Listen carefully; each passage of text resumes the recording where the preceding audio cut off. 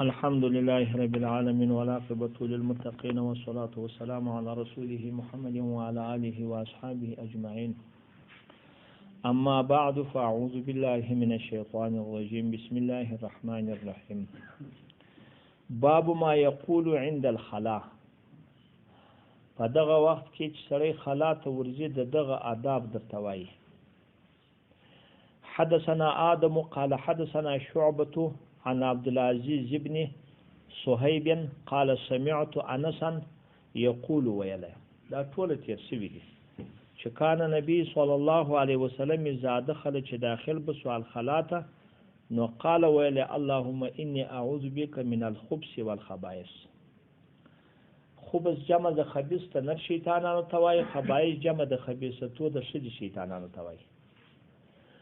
او دا شم راځي چې هغه دا یو شیطانانو توای یا بل دغه چې الله جل جلاله نور خبيث او خبيث شان او عملونه هغه په دغه ځای کې په دا ټټیو په دې کې راسونه سي، یا مې کلمې بندې نسی، یا مې کلمې راونه وزي، یا نور طالبانو دغه ځایو ته چې ډېر پام وکړي نو به ډېر شوي.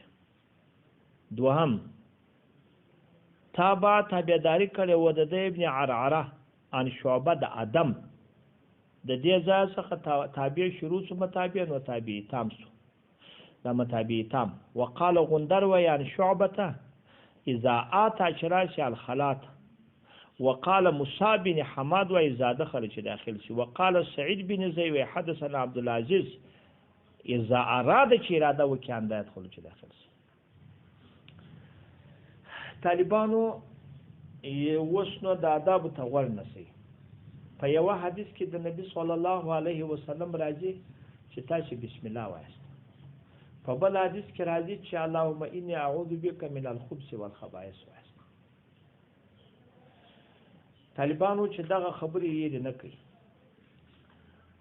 اصح کول دا دی په فضایل اعمالو کې په مستحباتو کې چې حدیثونه راشي مختلف یو کې بلبل اولاد دي چې په دواړو عمل وشي. نو چې سره بسم الله مو وایي او څوک هم وایي هغه اللهم اني اعوذ بك من الخبث والخبائث مو وایي. دا خاصه چې راوځي دا جسم راځي الحمدلله الذي اذهب عني الاذى وعافاني. او دام راغلی د رسول الله په حدیث کې چې غفران کوي. نو اصح کول دا دی شدا دی چې تطبیق د دواړو شي چې راوځي هم بیا دې دا څوک وایي دا دواړو ش یروي استمه دا دی بیا دواړو د غفران کفره تحقیق په ترمذی کې د تفسیر شو چې هغه دا بخښه بیا پر چی شو غواړي موږ وایي د تسبیح او تعلیل وایه په دغه وخت چې نکاته سنیس وایاله پر دغه ترک باندې استغفار وکړي. او یا کسته چې په یاد وي هغه مجدا درته ویلي وه چې هغه غفرانه که هغه درکې د درجات دپاره هم راځي، خو هغه د ترمذي خبرې وې دورې د تفسیر شوې دلته اوس دا نورې خبرې زده کړي دا په دغه ځای باندې پوس واسطه هلته هم جمل ده په موضوع کې د وینا دا تحقیق ته غوږ ونیسئ. زموږ و د امام مالک صاحب په مابین کې اختلاف دی. زموږ د امام صاحب مذهب دا دی که سړی بنا ته ور داخلي دی نو چې ور داخلېږي په دغه وخت کې بیا وایي، او که سړی پر دش کښېنستی چې بیا عورت لسکې تر عورت ته لچېدو مخکې بیا وایي، تر دغه وروسته بیا نه وایي. امام مالک صاحب دا وایي چې یا چټۍ ته ور داخل سو وایي، اول ته چې پرتوګ یې خلاص کړي چې عورت هم ښکاره وایي. دی دلیل د دې حدیث وایي چې نبی علیه الصلاة والسلام کان عائشة وایي کان نبی صلی الله علیه وسلم یذکر الله علی کل احیانه، پر هر احیان باندې د خدای رسول ذکر کوه. موږ جواب ورکوو اپلای الزامي چې پر تام دا سوال دی پر عین چکر چې ناس چکر شروع خو تیم روانه بول نو بیا په دغه وخت کې وای نه دی روان چې پرتو کاج روا دي چې په ټټۍ کې روا دي دغه وخت وای نه دی دا خو الزامي سوال شو. نو معلومه ده چې کل په معنا د اکثر یاو او یا ذکر عام دي که قلبي او که لساني وي، په دا شال کې دی بیا قلبي وایي. او یا دا اوقات متوارده د رسول الله صلی الله علیه وسلم دي چې خاص وختونه د ذکر کو، خاص وختونه ورته ټاکلي د سات المنظور سره چې وایي، د ماپښین تر منظور سره چې وایي، او دغه تر مخ کې دغه اسکار چې مرادي ده. ش بلخ دا بل خبره شو.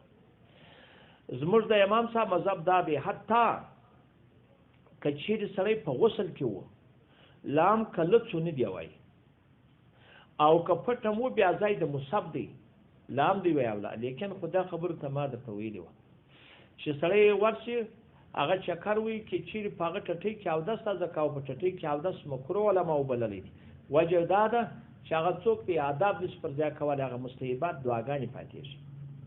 مګر خو نه مال شیخ الاسلام دا فرق کړی دی ډیر په خوان چې ټټیانې دوه رقم دي، یو خالی دی چې کموټ پکښې وي چې سړی چکر وي، یو د هغه سره وروسته بیا جلا نلکه جلا وي هغه دغه دپارې سړی اودس تازه کړي. نو که چیرې سړی هغه نلکې ته ورتلی په نلکه یې تازه کوه پر کموډ یې نه تازه کوه نو هلته بیا څوک کولی شي دا پام وکړي هلته بیا هم اودس هغه مستحبات یې نه ځي مکروه نه دی ځکه هلته یې ویلی شي. ولې هغه ته نه څوک وایي نه هغه ټټي وایي ځای د خلا د خالي کېدو چې چکر پکښې ول کېږي یا بولي هغه ځای هم نه دی او د هغه رقم په دې وخت کې عورت هم لس نه دی نو وایي دی. بله خبره طالبانو شیخ الاسلام دغه ګډې خبرې واجب خبرې کړي دي په دې وایي د دې صدا معلومه چې چکر ته ځم دا وایه دا ځای ته پام وکړي د دې څه واجب خبره معلومه شو. پر مستقبل پر ماضي باندې سړی توبه کاږي، که نعمت پر راغی سړی شکر وایي، که تکلیف پر راغی هغه زما خبرو ته غوږ نیسئ یروي استمه صبر کوي او د راتلونکي کار دپاره د مستقبل دپاره بسم الله الرحمن الرحیم وایي فارشي کې، او که ځای د ستونزو اللهم انی اعوذ بک من الخبث والخبائث په ګردو خبرو پوه شوه څونه خوندور شو. پر چا توبه کاږم؟ پر ماضي.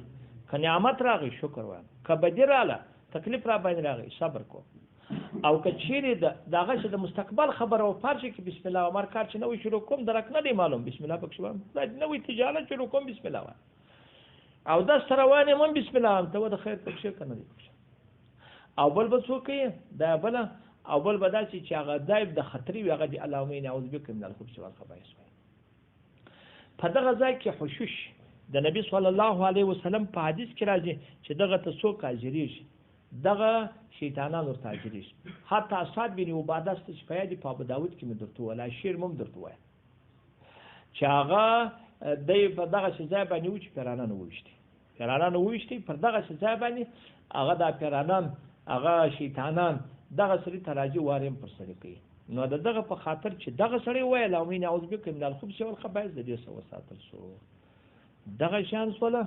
نو خدای دې وکړي چې دغه آداب ارش تعلق مع الله د دې شان په هېڅ وخت د اوقاتو کې سړی به د دغه څه نه اخلاص حالاته به د سړي فکر کوي ټوله دی دا خوا چې دا د دعا ترجمه هم دا کېږي الحمدلله خدای دې حمد الذي عذب شبوت یعنی از ما سه الازاده اجر اسبوتلیا اوله دا دی چکر یا بند نه کوي که بند ما به څه کولی وعافاني او بیا د شم نه وکړله چې کلمې هم نه ورسره ولاړې او هغه دا چې کلمې هم نه سماتیا هغه زه سم خلاص کړم خراب نه خدام کېدلی چې کلمې بندې سوی دان کېدلی چې کلمې دغه چکر نه کېدلی چکر بند سوی دان کېدلی چې کلمې دې ورسره دا د اخلاص ورته ګورې دغه شان سړی تعلق مع الله ټول عمر ساتي والله